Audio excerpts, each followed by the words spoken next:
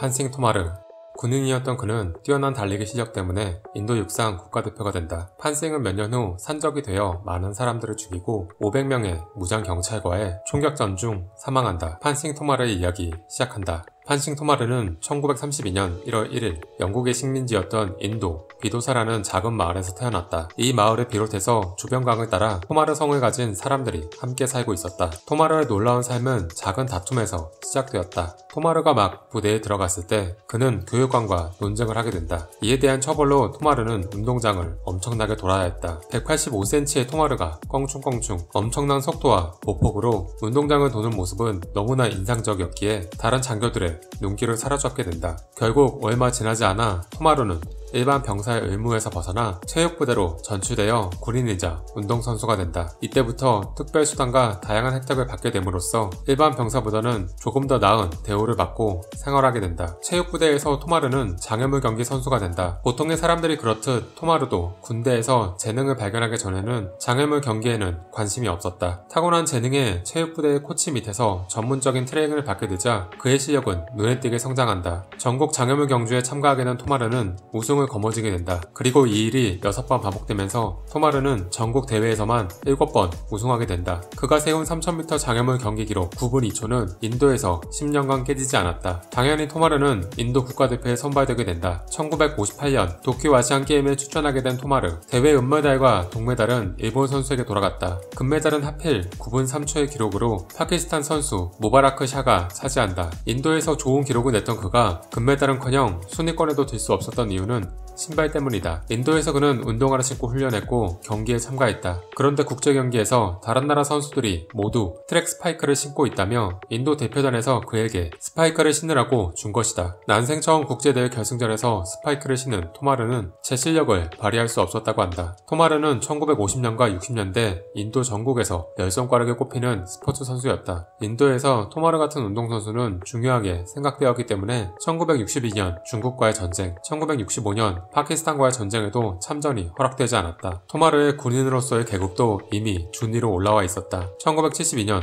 운동선수로서 활동한 토마르는 1977년 조기 전역한다. 전역 후 그는 고향인 비도사 마을로 돌아간다. 오랜만에 돌아온 고향 마을. 대부분이 친척관계로 토마르라는 같은 성을 사용했지만 자신의 이익 앞에서는 아무 소용이 없었다. 비도사 마을에는 바부싱 토마르라는 남자가 있었다. 당시 바부싱은 합법화된 총 7정을 가지고 있었으며 200명의 식소를 이끄는 수장으로서 큰 힘을 가진 지주였다. 그는 주변 땅을 꾸준히 사들였다. 판싱 토마르가 군에 있을 때 판싱의 형 마타딘도 바부싱에게 자신의 땅을 팔았다. 문제는 그 땅은 마타딘과 판싱의 공동 소유의 땅이었다는 것이다. 그렇기에 판싱의 허락을 받지 않고 땅을 판 것은 불법이었다. 판싱 토마르는 바부싱이 부정하게 취득한 땅이라고 자신의 몫인 절반은 돌려달라고 주장한다. 당시 마을에서는 바부싱의 힘이 너무 세서 그에게 반기를 드는 것은 너무나 위험한 상황이었다. 판싱 토마르는 그나마 군인이었으며 국가대표였던 자신의 인맥을 이용해서 지방행정관이 참여하는 마을회의가 열릴 수 있도록 힘을 쓴다. 여기에서 서류와 정황상 정당한 매매가 아니었으므로 판싱 토마르가 바부싱에게 3000루피를 주면 다시 땅을 돌려주는 것으로 결론이 난다. 판싱은 동의하지만 바부싱은 땅을 돌려줄 생각이 없다며 반대한다. 지방행정관은 강제력으로 이행될 수 없다며 15일 뒤에 다시 오겠다는 이야기만 남기고 떠나고 만다. 판싱 토마르는 문제를 해결하기 위해 경찰서, 법원 등을 찾아가는 등의 다양한 시도를 한다. 하지만 어느 곳에서도 적극적으로 그의 말을 들어주고 해결해 주려고 하지 않았다. 시골 마을에서 일어난 일은 그냥 마을 내에서 친척들과 잘 해결하라는 말만 듣게 된다. 비도사 마을에서 왕처럼 군림하던 바부싱은 여기저기 들쑤시고 다니는 판싱 토마르가 마음에 들지 않아 판싱의 집으로 향했다. 그리고 집에 혼자 있던 판싱 토마르의 95세 된 어머니를 폭행한다. 판싱 토마르가 집으로 돌아왔을 때 그의 어머니는 슬픔보다는 분노에 차 있었다. 그래서 아들에게 내가 진정한 내 아들이라면 아침까지 복수하고 돌아와 내 명예를 지켜달라고 말한다. 그 사이 판싱 토마르의 아들도 바부싱의 사람들에게 죽을 만큼 맞게 된다. 결국 분노를 참으며 원만하게 문제를 해결하고자 했던 판싱 토마르는 꼭지가 돌고 만다. 총을 꺼내들고 친형, 조카와 함께 바부싱을 쫓는다. 바부싱은 1km를 달려서 도망치는데 국가대표 육상 선수였던 토마르에게서 도망가는 건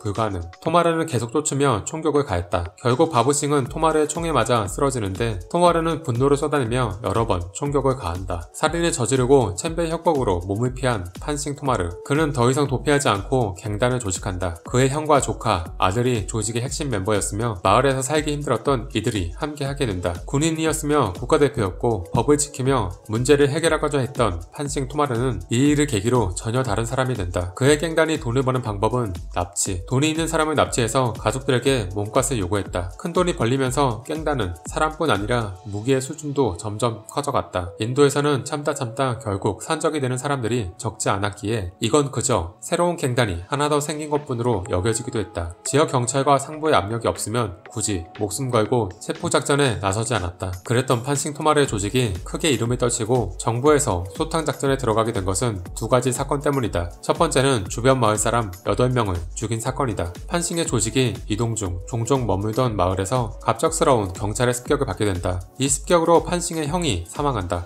기습은 마을 사람 누군가의 제보로 발생한 것으로 보여졌고 마을과 유대감을 가지고 있던 판싱의 배신감은 컸다. 그래서 나중에 마을을 찾아가 제보자로 보이는 남자와 그의 가족, 친척들을 끌어내서 죽이게 된다. 나중에 신문 인터뷰에서 판싱 토마르는 자신은 마을 사람들을 죽이고 싶지 않았지만 그의 조카이자 죽은 형 마타딘의 아들 바란트를 말릴 수 없었다고 말한다. 두 번째 사건은 바로 관리오르 지역신문과의 인터뷰다. 챔벌 골짜기의 반란군으로 명성을 얻고 있던 판싱. 신문 일면에 그의 인터뷰가 실리고 사람들의 관심을 받게 되자 정부는 이를 심각하게 받아들이게 된다. 그의 행동은 정부에 대한 도전으로 생각되어졌다. 그에게는 1만 루피의 현상금이 걸린다. 인터뷰 내내 그는 총알을 가지고 놀았다고 한다. 1981년 10월 1일 500명의 무장 경찰들이 토마르 반란군과 대치하게 된다. 옮겨다니며 생활하는 판싱 토마르의 조직이 무장 경찰에게 둘러싸인 것은 이번에도 제보 때문이었다. 제보자는 현상금 1만 루피와 땅, 아들의 경찰 임명까지 포상으로 받게 된다. 대치와 총격전은 12시간 이상 지속되었다. 당시 총격전을 벌인 조직원은 14명. 결국엔 판싱 토마르와 조직원 모두가 사살된다. 산적이 되기 전 그는 너무나 성실했고 모범적이라고까지 할 수 있었다. 그래서 그를 산적으로 내몰았던 시골 유지의 횡포, 경찰과 법원의 무관심 등의 사회 문제가 더 부각될 수밖에 없었다. 그의 이야기는 2012년에 영화 판싱 토마르로 만들어졌고 큰 호평을 받았다.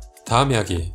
11살의 늙은 남자에게 팔려가 억압받는 여성의 삶을 살다가 산적이 되어 남자들에게 복수하고 감옥에 갔다가 풀려나 국회의원까지 된 여인 홀란데비.